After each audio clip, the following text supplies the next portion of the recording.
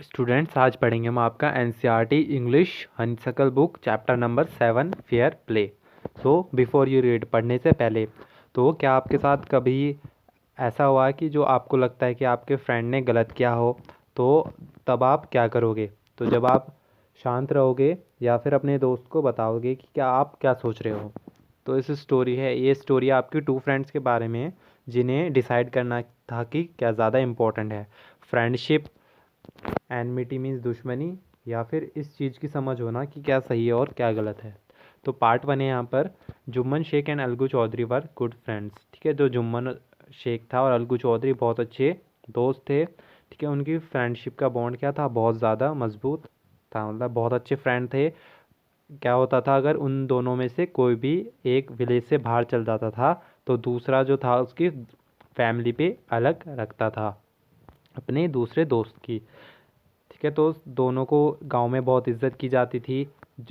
अब सेकंड में देखिए, जुम्मन की एक ओल्ड आंटी थी, उसकी क्या थी, कुछ प्रॉपर्टी थी उसके पास। उनके पास कुछ प्रॉपर्टी थी जिनको वो ट्रांसफ़र करने वाली थी, इस समझ पर, इस अंडरस्टैंडिंग पर कि इस अंडरस्टैंडिंग पर वो ट्रांसफ़र करने वाले, उन्होंने अपनी लैंड उनको ट्रांसफ़र कर दी थी जुम्मन को, कि वो उनकी रेख देख करेगा और उनके साथ वो रहेंगी। तो उन्होंने अपनी लैंड ट्रांसफ़र कर दी जुम्मन को। तो अरेंजमेंट वर्क। ठीक है, तो शुरू के 2 साल तक तो सब कुछ सही रहा। तो फिर एक ऐसी सिचुएशन आई। ठीक है, फिर सिचुएशन थोड़ी चेंज हो गई 2 साल बाद। जुम्मन और उसकी फैमिली क्या हो गए थे, थक गए थे उस ओल्ड रिलेटिव से, अपनी आंटी से।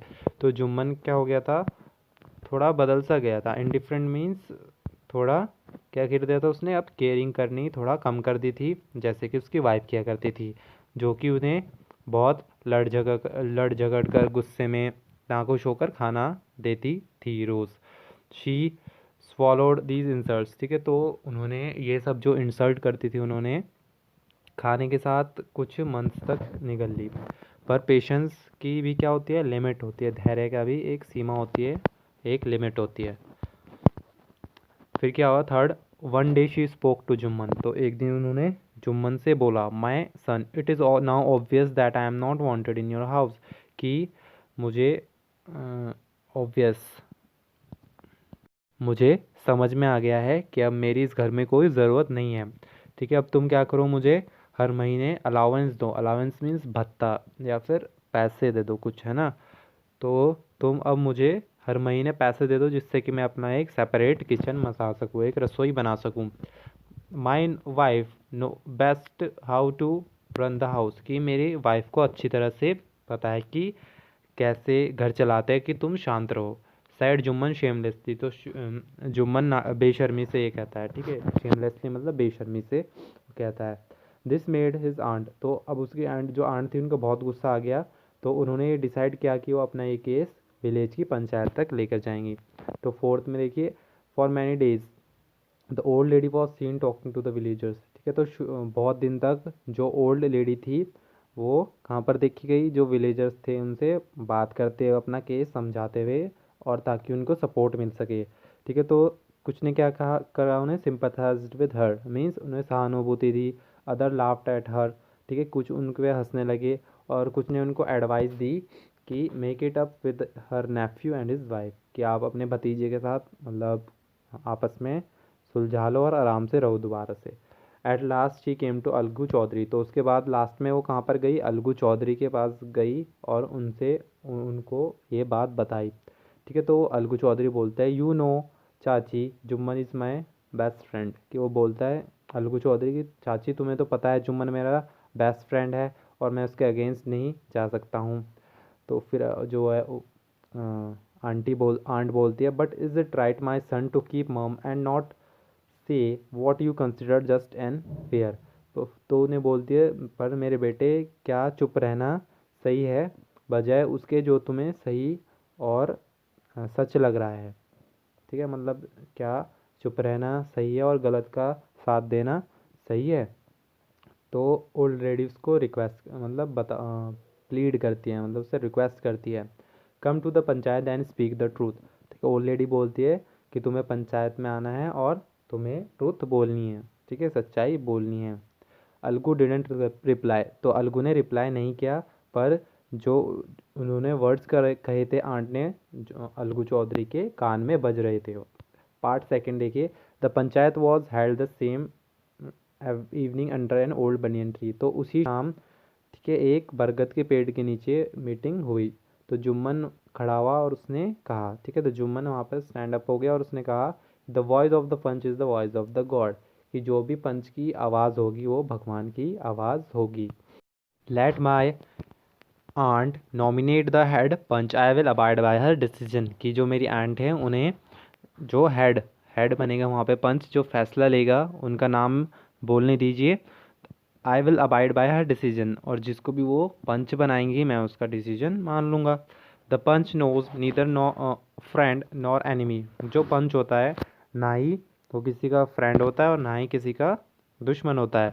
व्हाट डू यू से टू अलगू चौधरी, तो तुम अब अलगू चौधरी के बारे में क्या कहना चाहोगे, है ना। तो वो ओल्ड लेडी अनाउंस, ठीक है, मतलब वो किसको पंच बनाती हैं, ओल्ड लेडी बोलती हैं अलगू चौधरी को। Fine replied Jumman hiding his joy over this unexpected piece of luck, ठीक है, तो वो कहता है ठीक है। जुम्मन मतलब अंदर ही अंदर वो खुश हो रहा होता है कि उसके दोस्त को बना दिया, है ना, तो उसको क्या फील करता है, बहुत लकी फील करता है उस time. Chachi you are aware of friendship with Jumman said Algu, ठीक है, वो बोलता है, अलगू चौधरी बोलता है, चाची तुम्हें तो पता ही है मेरी फ्रेंडशिप के बारे में और जुम्मन की फ्रेंडशिप के बारे में।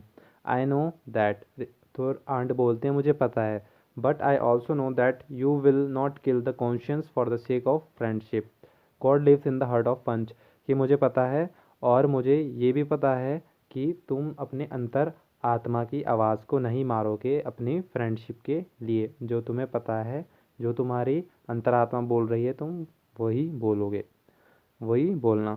God lives in the heart of the panch, कि भगवान किसके दिल में रहता है, पंच के दिल में रहता है, और उनकी आवाज़ भगवान की आवाज़ होती है। तो ओल्ड लेडी अब अपना केस एक्सप्लेन करने लग जाती है। जुम्मन सैड अलगू, तो अलगू बोलता है Jumman you and I R friend, तो अलगू बोलता है जुम्मन तुम और मैं दोस्त हैं, और तुम्हारी आंटी भी मेरे लिए उतनी ही खास है जितने कि तुम हो। आई एम अ पंच, कि अब मैं एक पंच हूँ, और यू एंड योर आंट, और तुम और तुम्हारी आंट अब मेरे लिए क्या है, बराबर है। वॉट हैव, तो अब तुम्हें अपने बचाव में क्या करना है, डिफेंस में क्या करना है। तो जुम्मन अब बताता है कि 3 साल पहले, ठीक है, तो जो अब यहाँ पर जुम्मन बोल रहा है कि 3 साल पहले मेरी आंट ने मुझे प्रॉपर्टी ट्रांसफ़र की थी, और मैंने उनसे प्रॉमिस किया था to support her as long, कि मैं उन्हें सपोर्ट करूँगा जब तक वो ज़िंदा हैं। आई हैव डन, ठीक है, जितना मुझसे हो सकता था उतना मैंने किया, ठीक है। तो अब there have been a couple, ठीक है, तो मेरी वाइफ में और मेरी आंट में क्या हो गई थी, कुछ क्या हो गई थी, लड़ाइयाँ हो गई थी, ठीक है, पर मैं उन्हें रोक नहीं पाया। Now my aunt is claiming a monthly, और अब मेरी जो आंट है वो क्या मांग रही है, भत्ता मांग रही है, अलाउंस मतलब पैसे मांग रही है हर महीने के, और ये नहीं हो सकता। दैट्स ऑल, ये इतना ही मुझे सब कहना था। तो Jumman was cross examined bye Algu another, तो जुम्मन से क्वेश्चन पूछे जाते हैं, अलगू भी पूछते हैं, और भी जो वहाँ पर होते हैं वहाँ पर, तो वो क्वेश्चन पूछते हैं जुम्मन से।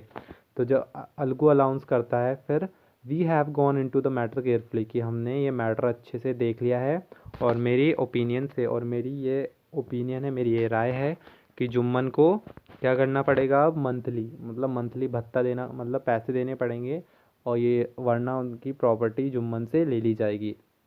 Now the two friends were seldom seen together, तो जो अब दो फ्रेंड्स थे वो बहुत कम आपस में देखने को मिलते थे। द बॉन्ड, जो उनके बीच में दोस्ती का बॉन्ड था, एक नाता था, रिश्ता था, वो लगभग टूट गया था। इनफैक्ट अब क्या बन चुके थे वो, आपस में एनिमी, दुश्मन बन सके थे, और क्या बदला लेना चाहते था। एंड वांटेड, ठीक है, तो जुम्मन अब किसके एनिमी बन गया था, अलगू का, और उससे बदला लेना चाहता था। तो पार्ट 3, ठीक है, तो कुछ दिन पास हुए। अब क्या, जो अलगू चौधरी था उसका बैड लक चल रहा था, उनकी बहुत डिफ़िकल्ट सिचुएशन में वो थे अलगू चौधरी। तो क्या था हुआ कि जो उनकी fine pair of bullock died, मतलब उनका जो बैल का जोड़ा था एक, वो मर गया। And he sold the other to Samjhu Sahu. तो उन्होंने क्या किया, उनका जो एक पेयर था, मतलब एक बैल का जोड़ा, वो मर गया था, और उन्होंने दूसरा जोड़ा था समझू साहू को दे दिया, जो कि एक क्या थे, बैलगाड़ी चलाते थे, ठीक है, कार ड्राइवर थे। और उन्होंने किस अंडरस्टैंडिंग पे दिया था साहू को कि वो क्या करेंगे, उस पेयर का, मतलब उस बैल के जोड़े का प्राइस करेंगे 1 महीने के टाइम में। पर क्या हुआ, जो वो बैल का जोड़ा था, ठीक है, वो 1 महीने के अंदर ही मर गया, 1 महीने से पहले ही। Several months after bullocks died, ठीक है। तो जब वो मर गए थे, बुलक्स जो उनके बैल थे, जब वो मर गए तो उसके 2 महीने बाद अलगू रिमेंड साहू, तो अलगू ने उसको याद दिलाया साहू को कि तुमने मेरे अभी तक पैसे नहीं दिए हैं। तो साहू को बहुत गुस्सा आ गया, और उसने क्या कहा, मैं तुम्हें इन बैल के जोड़ों के लिए एक कौड़ी भी नहीं दूंगा, ठीक है। तो कैसे तुमने ये शैतान मुझे दिए थे, you sold to me, he brought us nothing but ruin, I have a bullock, use it for a month and then return it to me, no money for the dead bullock, he said angrily। तो वो कहता है कि इन्होंने कुछ नहीं किया है, बल्कि हमारे लिए क्या रहा है, नुकसान ही किया है, बल्कि जो तुम्हारे बैल थे, ठीक है, मेरे पास एक बैल का जोड़ा है, तुम उसे 1 मंथ तक यूज़ करो, और तुम इसे फिर मुझे वापस कर देना। जो तुम्हारे अब जो बैल थे वो मर गए हैं, उनके लिए तुम्हें कोई पैसे नहीं दूंगा, ठीक है, गुस्से से बोलता है। तो अलगू क्या डिसाइड करता है कि मैं केस को पंचायत में लेके जाऊंगा, ठीक है। तो दूसरी बार 1 महीने के अंदर ही अंदर किसी दूसरी पंचायत की तैयारी होने लगी थी, और अब दोनों ही पार्टी के लोग, अलगू और साहू, एक दूसरे से सपोर्ट, तो दोनों अब लोगों से मिलने लग गए थे विलेज में अपने सपोर्ट के लिए, ताकि उनकी सपोर्ट में लोग बोलें। The panchayat was held under the old banyan tree. तो पंचायत कहाँ पर हेल्ड हुई, पुराने बरगद के पेड़ के नीचे। तो अलगू खड़ा हुआ और उसने कहा कि दो वॉइस होगी पंच की, वो किसकी वॉइस होगी, is the voice of God, वही भगवान की आवाज़ होगी। Let Sahu nominate the head panch, I will abide by her decision, कि साहू को नॉमिनेट करने दो कि यहाँ पर पंच कौन बनेगा। पंच मतलब जो गांव में एक हेड होता है जो कि फैसला लेता है, ठीक है। तो पंच का वो नाम बताएंगे साहू, और मैं उनके डिसीजन को मानूंगा। Sahu saw his chance and propose the name of Jumman, ठीक है। तो अब साहू देखिए बहुत चालाक था, ठीक है। तो उसने अपना चांस लिया, और उसको पता था कि जुम्मन अभी अभी उनकी दोस्ती क्या हुई है, मतलब दोस्ती टूटी है, तो किसका नाम लेता है, जुम्मन का। तो Algu's heart sank and he turned pale, what could he do, ठीक है। तो अलगू अलगू का जो हार्ट क्या हो गया, एकदम से हार्ट बीट तेज हो गई, और उसका चेहरा क्या हो गया, मतलब पीला पड़ गया। पर वो क्या कर सकता था। The moment Jumman became head panch he realise his responsibility, ठीक है। जब जुम्मन को जज बनाया गया तो उसे अपनी अब रिस्पॉन्सिबिलिटी, ठीक है, अपनी जिम्मेदारी एज अ जज, मतलब and the dignity of the office, ठीक है। तो अब उसे अपनी क्या रिस्पॉन्सिबिलिटी एज अ जज और गौरव of his office, dignity, dignity का मतलब होता है गौरव, मतलब उसे अपनी जिम्मेदारी समझ में आई जब उसको न्याय लेने के लिए वहाँ पर पंच बनाया गया। और फिर वो क्या सोचने लगा, could he seated in that high place have revenge now. तो अब क्या वो सोचता है वो कि अब उसे इतना बड़ा प्लेस मिल गया, इतनी बड़ी पोस्ट मिल गई है, ओहदा मिल गया है, तो क्या उसे अब इतनी बड़ी पोस्ट पर बैठ के बदला लेने के बारे में सोचना चाहिए। तो वो बार बार सोचता रहा, he must not allow his personal feeling to come in the way of speaking the truth and doing justice, ठीक है। तो उसने क्या डिसाइड किया कि उसे अपनी पर्सनल जो फीलिंग्स है, मतलब जो भी उसके साथ उसका अभी लड़ाई बजी थी, जो भी उसका पर्सनल मैटर है, वो सच्चाई के रास्ते में और न्याय के रास्ते में उसे नहीं लाने देगा, ठीक है। तो both Algu and Sahu stated their cases, जो अलगू और साहू थे दोनों ने अपने केस बताए, और दोनों से वहाँ पर फिर सभा में, जो वहाँ पर पंचायत में क्वेश्चन पूछे गए। द केस वॉज कंसिडर्डली डीपली, तो और फिर दोनों का जो केस है उनको ध्यान से देखा गया। Then Jumman stood up and announce, तो फिर जुम्मन खड़ा हुआ और उसने बोला it is our opinion that Sahu should pay Algu the price of bullock.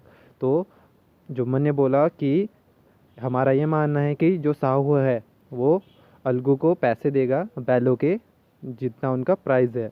When Sahu bought the bullock it suffered from no disability or disease. ठीक है, जब साहू ने उससे अलगू से बैलें खरीदी थी तो उसे कोई उसमें कोई कमी नहीं थी और उसको कोई बीमारी नहीं थी। The death of the bullock was unfortunate. ठीक है, जो बुलक्स की डेथ हुई है वो बदकिस्मती से हुई है और अलगू को इसके लिए ब्लेम नहीं किया, अलगू को इसके लिए कुछ बोला नहीं जाना चाहिए।